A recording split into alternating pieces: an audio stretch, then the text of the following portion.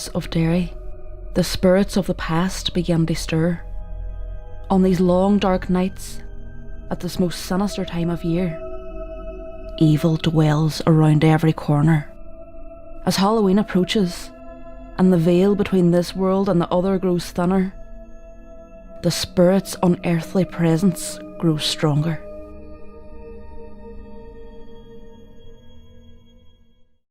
Our first story tells the tale of 4 young friends who went walking in the city's Fountain Estate late one night. Numerous people have said they had seen all sorts of strange sights whilst going past the allotment. There was a rumour that the garden used to be a graveyard. It was due to these reports that the girls decided to investigate, ghost hunting for their TikTok page. If they were being honest, they didn't actually believe that they would see anything supernatural. After having fun for a while, they noticed the greenhouse door was open and went in to look around. It was then, to their horror, that they found the note. Before they could work anything out, they heard a loud screech behind them. As they turned, they were horrified to see what was in front of them. The dead girls whose graves they had been walking on. Before they could react, it was too late.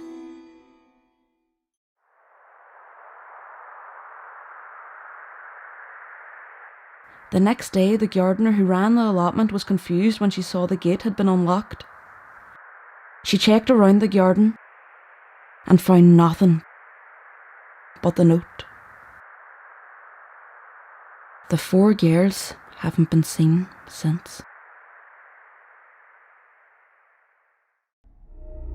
The next chilling account tells us about a young girl who finds herself in an unfamiliar place. A place where not all is as it seems.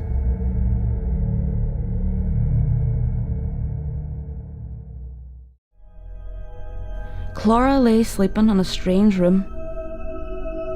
She had been out cold for some time. When she awoke, she was horrified to see the guests waiting around the table for her. All of them looking at her with a dead-eyed stare. Where was she? How did she get here? As she struggled to gather her thoughts, she felt a presence behind her. It seemed to stir and awaken just as Clara laid her eyes upon it. At first she thought it was going to harm her, but then it did the strangest thing, and presented her with a cake. This was her party after all, her death day.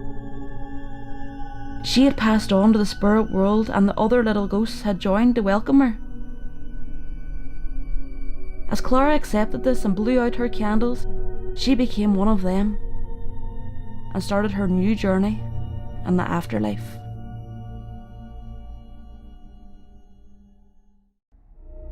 Our final story is about a haunted house where people usually go for fun. On the night that these young people visited, it was only complete terror that they felt.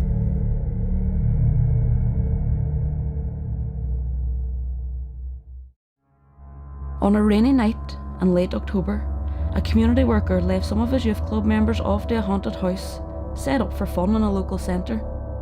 The girls were all ready for a night of safe scares, knowing that everything inside was fake. As they made their way through the building, some of the actors in costume jumped out and scared the girls, but it was all a laugh. Or so they thought. Elsewhere, deeper in the building, real evil lurked. The girls continued through the dark halls of the centre, but their mood started to change. They began to feel an ominous presence, as if they were being watched. Before they could try and leave, the spirits appeared and suddenly attacked. They struggled, kicking and screaming, and broke free, running as fast as they could to try and escape. As they ran, they noticed that more spirits were now chasing them. They made for an exit, but to their horror, it was locked. When the girls turned round, they now realised that the ghouls inside this haunted house were real after all.